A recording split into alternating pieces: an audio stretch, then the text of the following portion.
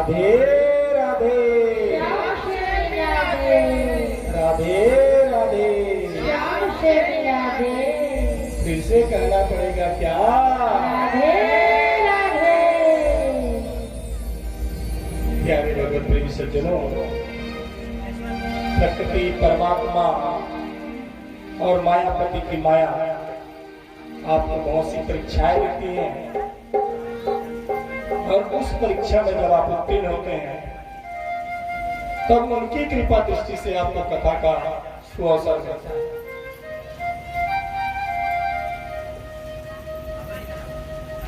कल हम जब कथा विसर्जन किए थे उस समय ठीक सुखदेव जी महाराज का आगमन हुआ था।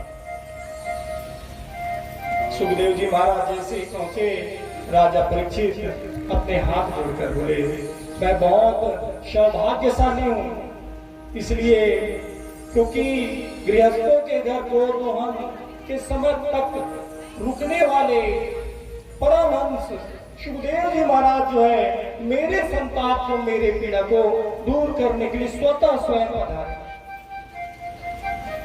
बड़े भाग जब जानिए जब मिलने आवे संत, संतन को मिलबो करे सब कष्टों को।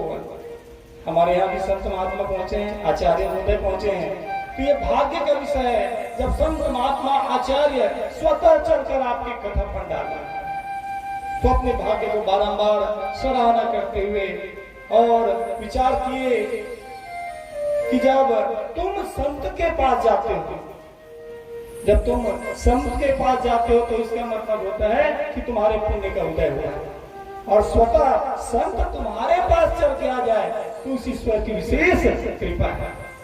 तो स्वयं संत शिरोमणि सुखदेव जी महाराज पधारे, इसलिए बड़े भाव से अब राजा परीक्षित जो है वही बात जो सब संत समाज से पूछ रहे थे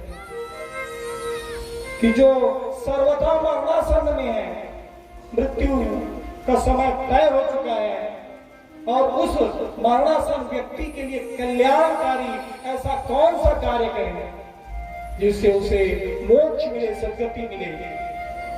निवेदन करके परीक्षित महाराज जो है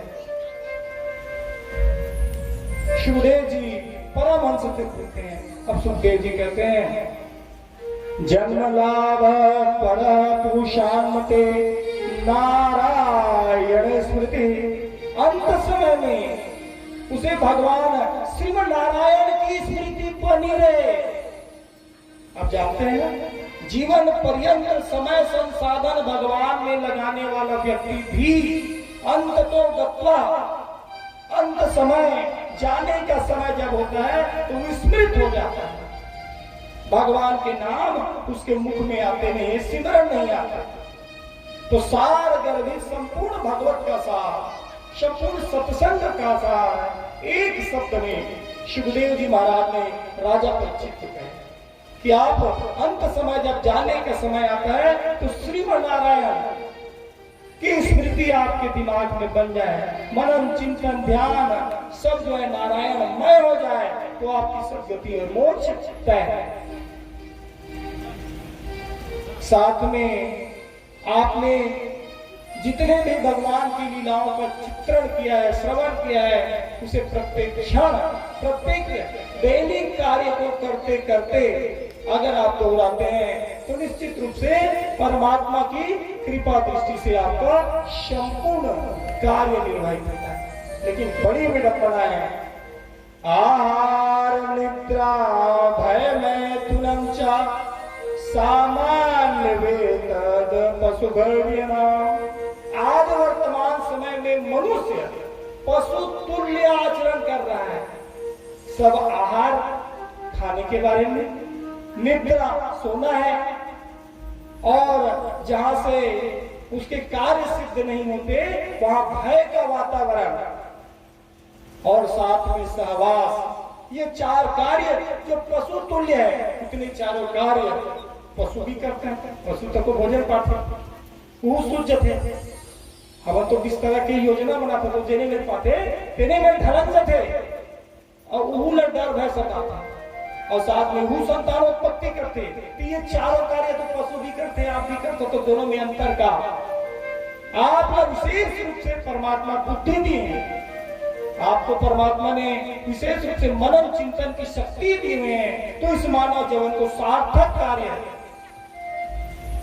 परहित के कार्य जब आप करते हैं, अपने जीवन को सार्थक करते हैं, क्योंकि अंत समय आपने श्रवण किया हमारे आचार्य जी के मुखारबिंद से, आपने सुना होगा गरुड़ पुराण में, अंत समय जब आता है तो फिर एक व्यक्ति जिनकी सदगति होती है, उनके ऊपर के द्वार से गति होती है, उनका प्राण फिर ऊपर के द्वार से निकलता है, और वहीं पर दूसरे व्यक्ति जो समाज में बहुत ही प्रतिष्ठित नागरिक के रूप में प्रतिस्थापित होता है, लेकिन उनकी हो जाती है दुर्गति। तो ऐसे कैसे? एक तो बहुत सज्जन और प्रतिस्थापित थे, तो उनकी दुर्गति कैसी हुई, और जो एक कृपण गरीब व्यक्ति, उनकी सदगति कैसी हुई? भेद है ना। तो दोनों का भेद यह है कि अंत समय, जैसे हमारे भुवनेश्वर के माध्यम से यहाँ रिकॉर्डिंग हो रहा है, ऐसे ही अंत समय में आपको भी सॉफ्टवेयर के चिप वो रिकॉर्डिंग यमराज के माध्यम से, श्रीमन नारायण भगवान के माध्यम से आपको कुछ क्षण में दिखाया जाता है। आपने जितने अच्छे कार्य किए, पुण्य के कार्य किए, धर्म के कार्य किए, वो दिखाया जाता है। उसकी स्मृति आती है, आप मुस्कुराना प्रारंभ करते हैं। हाँ, खाना गाँव में भागवत हुई से, गौठान में भागवत हुई से, हमारे राजा रानी बने के हमने 30 परमात्मा हमारे गुरुदेव के माध्यम से कथा के श्रवण करें, हमारे गांव के पुरोहित महाराज जी के भी विशेष आशीर्वाद मिली और संत समाज पहुंचे। बड़ा आनंद है, वह आनंद वातावरण को स्मृत करते करते, याद करते करते जब प्रार्थना करने करते हैं तो ऊपर के मार्ग से करते हैं। ठीक, और वहीं पर माइक की आवाज, विशेष आमंत्रण, 5 बार आपके घर जाना आना, उसके बाद भी आप अपने घर के निज कार्य में इतने डूब गए कि 1 मिनट के लिए भागवत पंडाल में आने का समय नहीं मिला। गांव के आबादी करते बड़े मालूम है, हमार मामा गांव रोहासी ओकरे समतुल्य है गांव। केवल गांव भर के सब जना जाती थे, पंडाल का पूरा भर जाइए, ये पंडाल छोड़िए पूरा दहिहान भर दे। अभी मड़ई देखते, अभी 16 तारीख के मड़ई है ना, तो जगह कम पड़ जाए, जेनर करवाओ थोड़ा बार ही में होगा, सही है ना।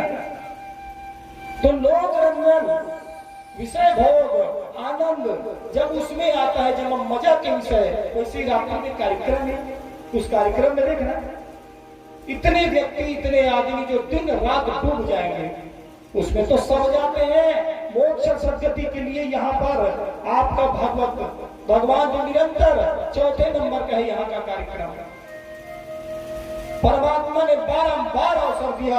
एक व्यक्ति चारों सत्संग में गंगा में गोता लगाने के लिए पहुंचे हैं, और एक दुखियारा जो है मिले हुए अवसर को चारों बार नहीं पहुंचे।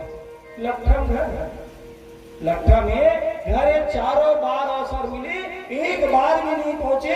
आप विचार तो करिए, पहुंचना तो दूर, उनके कान में सुनाई तक नहीं थी। कब कथा हुई पता नहीं चली। या महाराज है प्रवचन नहीं करेगा, गाने हो जाते हैं। आप आइए पंडाल में बैठिए, आपको कथा मिलता है, प्रवचन मिलता है, संकीर्तन मिलता है, सब मिलता है, लेकिन कथा पंडाल में आएंगे तब। शास्त्र कहता है जब आप कथा पंडाल में चल के आते हैं तो आपको अश्वमेध यज्ञ के कोटि जन्य पुण्य की प्राप्ति होगी। पथरी गांव से पधारे, दूर दराज से पधारे, हमारे शिवा जी के माता पिता जी, सास ससुर जी पधारे, सब पधारे दूर दराज से। कोनो 10 मिनट बराबर थे, कोनो आधा घंटा बराबर थे, दूर दराज के बराबर थे। और लखा गाँव वाले मन नहीं आते, तब का वही आखिरी में यमराज भी उलट दिखाई हुई रिकाले दुखिया। नाना प्रकार के सत्संग हुई, रामायण हुई, कीर्तन हुई, सत्यनारायण की कथा घनो हुई, लेकिन एक बार कोनो भी जगह ठौर में जाके थे भगवान में माथा नहीं टेके, कोनो गुरु प्रणाम नहीं करे, कोनो शिष्टाचार नहीं करे। शास्त्र किथे पृथिव्यम त्रीणि रत्नानि जलवन्नम सुभाषितम मूढ़े पाषाण खंडेषु रत्न संज्ञा विधीयते। पृथ्वी में 3 रत्न, जल, अन्न और मीठा व्यवहार एक सती हमारे छत्तीसगढ़ में सुंदर परंपरा है। जब भी कोनो आगंतुक आते, मेहमान आते, सगा आते था, पहले एक लोटा पानी लेके रखता। जल समर्थवान है तो फिर उनके लिए स्वल्पाहार की व्यवस्था, और वो नहीं बनाते तो चेहरा में तो मुस्कुराहट ला सकते हैं, स्माइलिंग फेस, मुस्कुराहट तो कर सकता नहीं, इतना तो हो सकता, कोई टैक्स नहीं लगे। ओ मैया जी मुस्कुराए, बहुत अच्छा गुण, भगवान के परम सेवा है, सबसे बड़े सेवा। मुस्कुराता हुआ चेहरा सब जन देखना चाहते थे और थोथना उतरे था।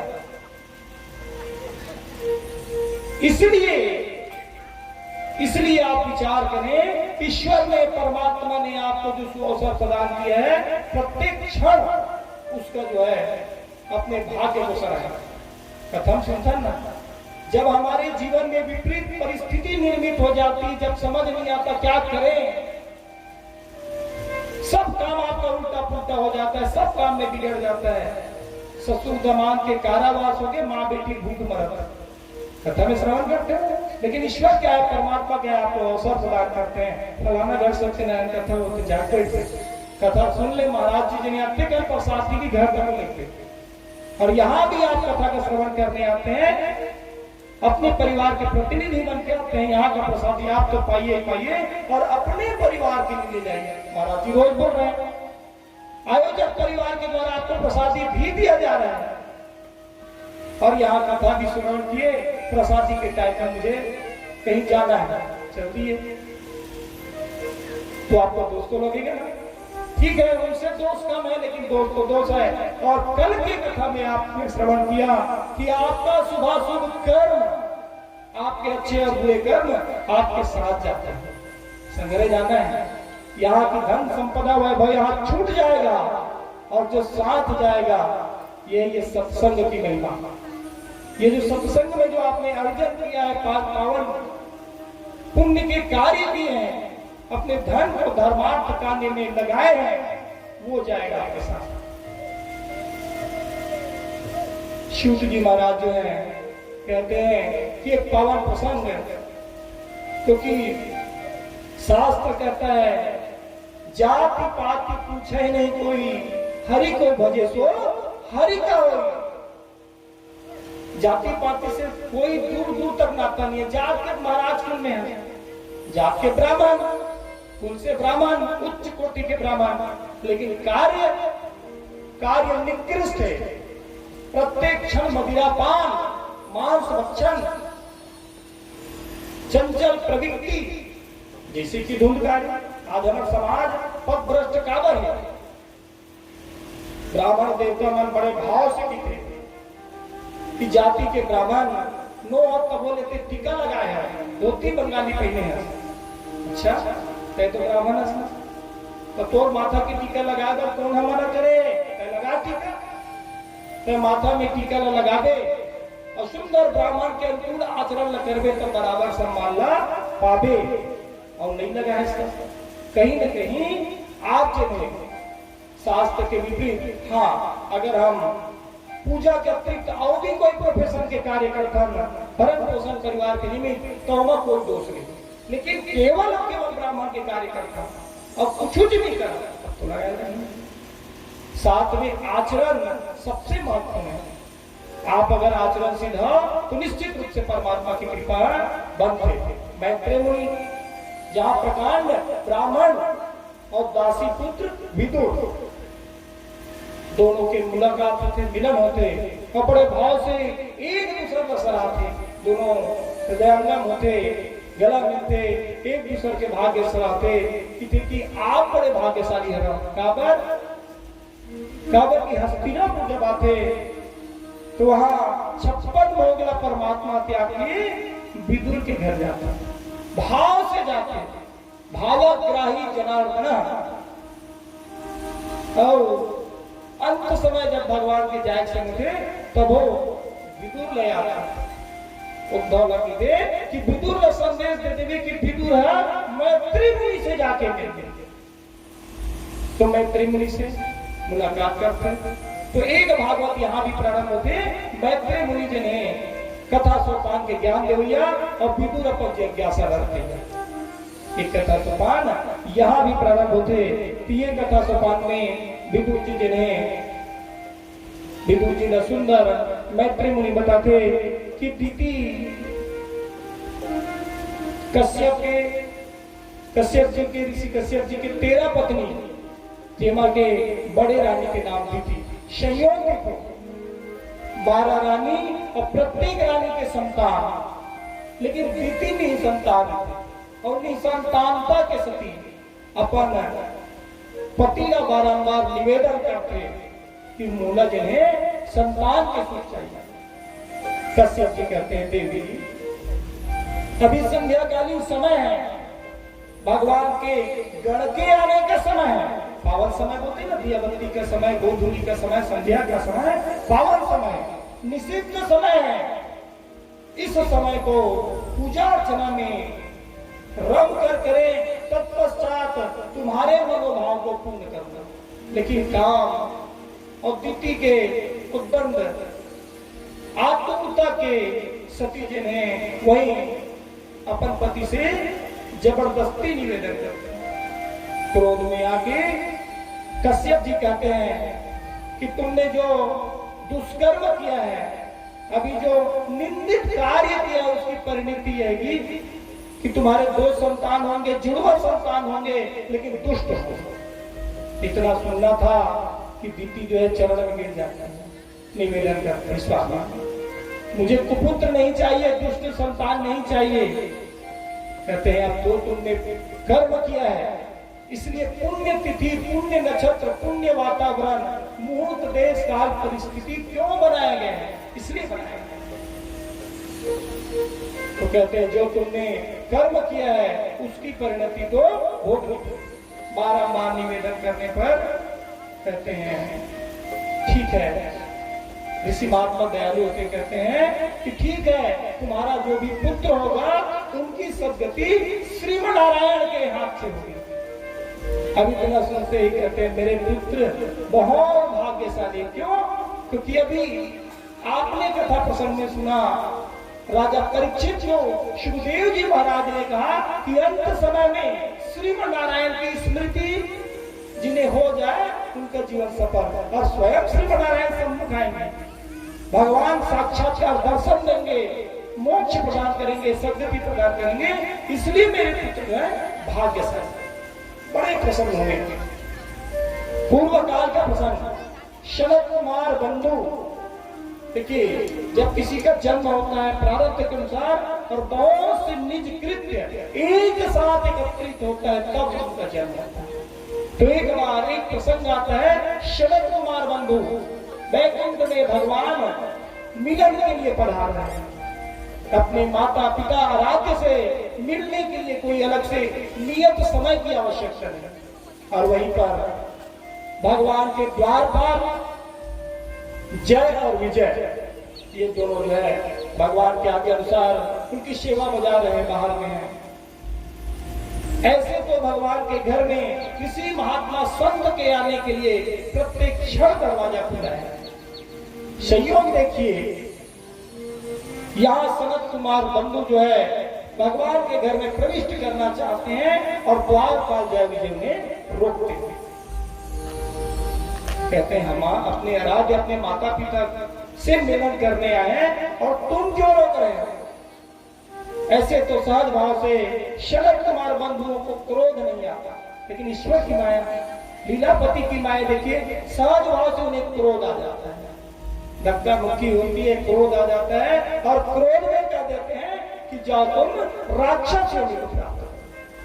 इतना कहना था कि कृपा निधान परमात्मा भगवान स्वयं आते हैं और हाथ जोड़कर कहते हैं कि ये दोनों जो है मेरे अनुचर हैं, सेवक हैं, द्वारपाल है, स्वामी तो मैं। समझ पा रहे हैं? ये भागवत के संकीर्तन न्याय है, सत्संग न्याय है, 10 जन की टीम है। ये 10 जन में से कोई भी व्यक्ति कोई भी कृत्य करिए, अच्छा या बुरा, नाम सुनकर रखा जी एक धन कहा वाला महाराज जी से। ये 10 में से अच्छा या बुरा जो भी कृत्य होता है, हो सकता है अच्छा का श्रेय सब लेके चले जाए। बड़ा सुंदर गावत है, 1 नंबर की आवाज है। ये अच्छे कसरत सब बांट लेते हैं अपने आप में, लेकिन जब बात आता है दोष लेने का तो वही जाना। समझ पा रहे हैं? स्वामी को दोष लगता है, इसलिए स्वामी सजग रहता है, और स्वामी को सजग रहना भी चाहिए। यहाँ पर स्वामी जो है आते हैं कहते हैं इनका दोष नहीं है, दोष के वो भी विचार करते हैं, मुस्कुराते हैं, भगवान सब तो आपकी लीला है, सब तो आपकी माया है। और हमें जो कभी क्रोध नहीं आता, क्योंकि कल आपने कथा का श्रवण किया कि व्यासपीठ का अधिकारी वो हो सकता है जिन्हें क्रोध और काम दोनों से मुक्त हो। तो स्वतः साक्षात भगवान के स्वरूप है। आपने 24 अवतारों की कथा में शरद कुमार बंधुओं को प्रथम अवतरण की कथा में श्रवण किया, तो भगवान है साक्षात, और उन्हें क्रोध आएगा। तो भगवान अपने खुद के बोले हुए 3 जन्मों के लिए दया होते परमात्मा, ये प्रत्येक जन्म में इन सबको मोक्ष सद्गति आपके माध्यम से। वैसे एक प्रसंग यह आता है कि यहाँ पर माता श्रृंगार करती, मैया मातारी मान सुंदर श्रृंगार करती, तैयार होते तो बड़े मन में भाव आते, सुंदर तैयारी करने के बाद, और वहीं पर कोई उपहास कर दे, हंस दे, उन्हें निंदा लगता है। प्रशंसा करे कि अच्छा लगा था, आज बड़ा सुंदर दिखा था, ऐसा अगर कोई कहता है तो आनंद से भर जाती है। लेकिन वहीं पर कोई हंस दे, हंसी ठिठुली कर दे, तो उन्हें गुस्सा आ जाता है। तो यहाँ जय विजय जो है उनके ऊपर हंसी कर दी माता के ऊपर, लक्ष्मी माता के ऊपर, और इतने में मैया कहती है जाओ तुम राक्षस जन्म बन जाओ। देखिए एक एक जन्म का एक एक कर्म आपका जुड़ा रहता है। आप सुबह कर्म जो जो करते हैं, जब पुण्य का उदय होता है तो भगवत मंच में आप जो है राजा रानी बन के बैठते हैं, और पाप का घड़ा भरता है तो दुर्गति होती है। दोनों के कार्य होते हैं, इसलिए घड़ा दोनों बढ़ता है। अब ये आपके ऊपर है कि कौन से घड़ा को आप भरना चाहते हैं। अभी भी कुछ नहीं बिगड़ा है। दूसरे दिन की कथा है, पहले दिन में पहला 7 ग्रंथि में से एक ग्रंथि टूटी।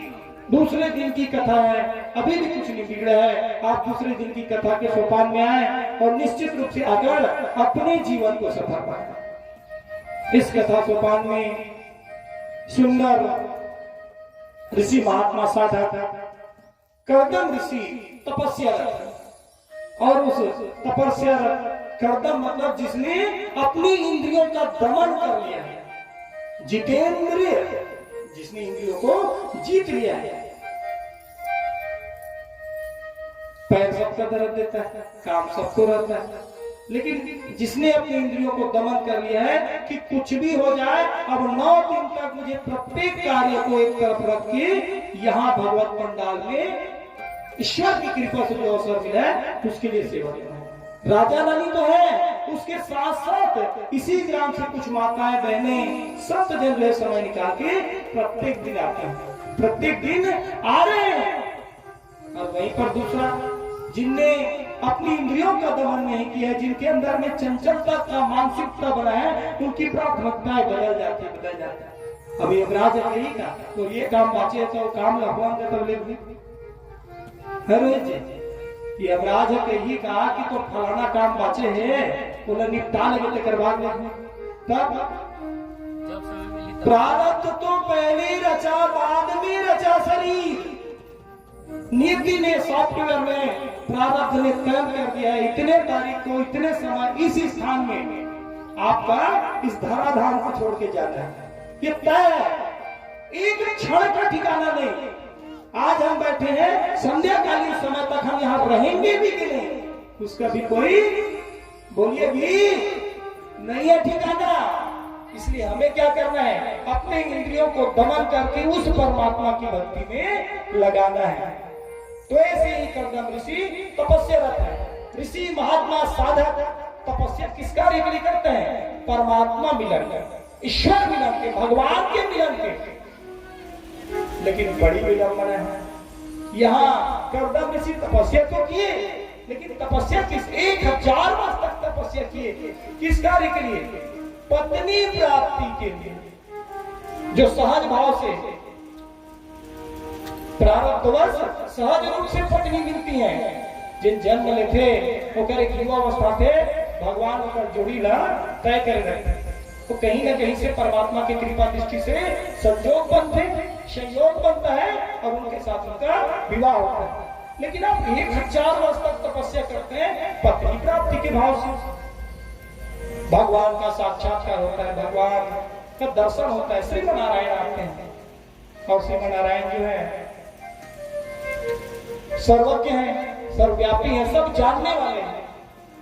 कर्दम ऋषि को कहते हैं महात्मा मैं तुम्हारे तपस्या से संतुष्ट हूँ, आंखें खोलो। जैसे ही वो आंखें खोलते हैं और भगवान के आंखों से झरझर झरझर आंसू निकल, इसलिए क्योंकि इतने कठोर तपस्या पत्नी प्राप्ति के लिए। और उस असुर के कुंड से कुंड का निर्माण होता है जिसे बोलते हैं बिंदुसार कुंड। अब कुंड हो गया निर्माण।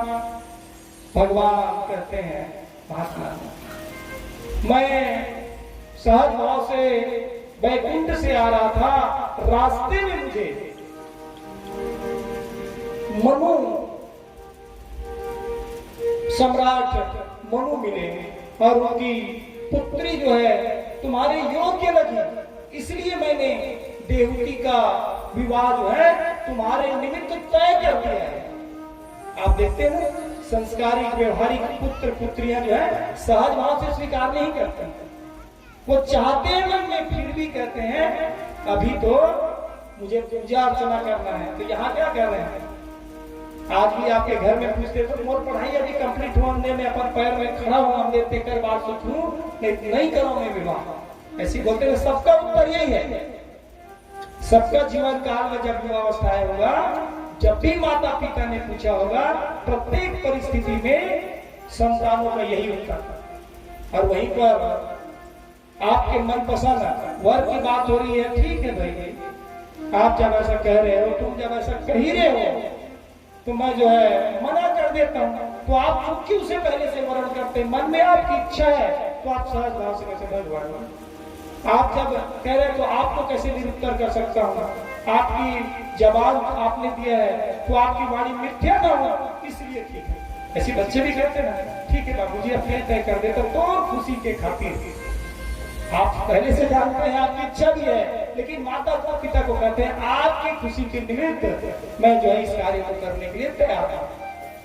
तो ऐसे कर्दम ऋषि भी कहते हैं कि ठीक है मैं विवाह के बंधन में तो बैठने के लिए तैयार हूं, लेकिन मेरा एक निवेदन है। देखिए संत महात्मा साधक का निवेदन भी सुनिए। परमात्मा आप कृपा निधान है, कृपा करने वाले हैं, एक कृपा करिएगा, संतान के रूप में आपको आना होगा। भगवान को संसार करते हैं, आमंत्रित करते हैं, बुलाते हैं। भगवान कहते हैं तथास्तु। सुंदर नियत समय शुभ लग्न शुभ मुहूर्त में देवकी का विवाह मनु महाराज शत्रुपा की उपस्थिति में ऋषि धर्म के अनुसार कर्दम ऋषि के साथ संपन्न हुआ। प्रेम श्री भागवत भगवान की जय। विवाह संपन्न होते ही जैसे महाराज लोग बोलते हैं ना, लक्ष्मी नारायण भगवान की जय, विवाह संपन्न हुआ। अब जो है आप अपने कुल देवी का दर्शन करके आए, इसे कहते हैं विवाह संपन्नता के बाद दर्शन करने आए। ये प्रथा यही से है। आप गृहस्थ जीवन में प्रवेश करें उससे पहले अपने आराध्य को, परमात्मा को, भगवान को, ईश्वर को नमन करें, याद करें कि परमात्मा आपकी कृपा दृष्टि से, आपके दया दृष्टि से मेरा वैवाहिक कार्य तो संपन्न हुआ, लेकिन अब गृहस्थ जीवन में प्रवेश करने से पहले आपका आशीर्वाद चाहिए। यहाँ पर आशीर्वाद लेने के लिए कर्दम ऋषि तपस्यारत। आप विचार करिए, जिनने पत्नी प्राप्ति के लिए 1000 वर्ष लगा दी, तो सहज भगवान को याद भी करेंगे, तब तो पूजा करेंगे। ऐसा बोलते हैं, इससे संतोषी नहीं आया। अब बड़जोर रखे कहा पूजा करते, कैसे पूजा करते, वही क्यों ना। अब बड़जोर रखे, उनके भाव उस परमात्मा के लिए रम गई है। वो मनन चिंतन ध्यान मग्न प्रत्येक कार्य व्यवहार को करते करते उस ईश्वर में अपने हृदय के पुष्प स्वरूप फूल को मानसिक रूप से प्रत्येक क्षण अर्पण करते हैं। जब घर में आते हैं, स्थान में आते हैं, तो इस अवसर को जाने नहीं देते, भगवान में अपने आप को समर्पित कर देते हैं। वो तो भगवान प्रत्येक क्षण में है। अब आपको अलग लगता है कि पंचर बनाते दिखता है, कुछ कार्य करते दिखता है, तो आप विचार करते हो अलग है और ये अलग। वो तो प्रत्येक क्षण कार्य व्यवहार करते करते ईश्वर को याद करते। अब ईश्वर के सम्मुख हुए तो उस अवसर को जाने नहीं देते, इसलिए भगवान के पूजा में रमे हुए हैं। और यहाँ सुंदर पूजा अर्चना में लगे हुए, तपस्या रत 1 वर्ष बीत गया। अकेली है युवती, राजकुमार देवती अकेले, और वन है, वहां कुटिया बनी हुई है, सर्प और जितने भी जंगली जीव जंतु सब हैं। धीरे धीरे उनके शरीर में दीमक लगना प्रारंभ हुआ। दूसरा वर्ष, तीसरा वर्ष, चौथा वर्ष। अब इनका रोज का कार्य था नित्य कर्म से निवृत्त होकर अपने पति को अंगोछना, पोछा लगाना, उनके निमित्त और बैठे रहना। सारे नित्य कार्य को करने के बाद अब ध्यान मग्न होंगे, अब ध्यान को तोड़ेंगे। अब पुनः जो है मुझे उनका दर्शन होगा, साक्षात्कार होगा। देखते देखते 20 वर्ष बीत गए, 30 वर्ष बीत गए, अब 40 वर्ष। अब विचार करिए कि देवहूति का आयु अगर 20 वर्ष में विवाह हुआ होगा, अब कितने हो गए? 60 वर्ष। कहाँ युवती और कहाँ वृद्ध। 60 में तो बुढ़ा जाते, वृद्ध हो जाते हैं। भगवान की कृपा दृष्टि से उनके यज्ञ पूर्ण हुए। प्रेम से भगवान की अब आँख खोलते हैं तो देखते हैं तो एक वृद्ध सी बूढ़ी सी स्त्री बैठी हुई है। महात्मा समझ नहीं पाई है, देवी आप कौन हैं? मैं आपको नहीं जानता। इतने में कहते स्वामी, मैं जो है मनु महाराज शत्रुपा की पुत्री देवहूति और आपकी पत्नी।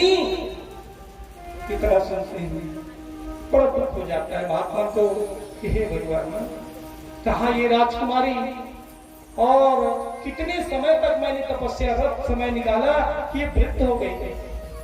परमात्मा हे कृपा निधान, हे सर्वेश्वर, आप ऐसा कुछ कृपा करें कि इनकी जो पुरानी युवती अवस्था है वह प्राप्त हो जाए।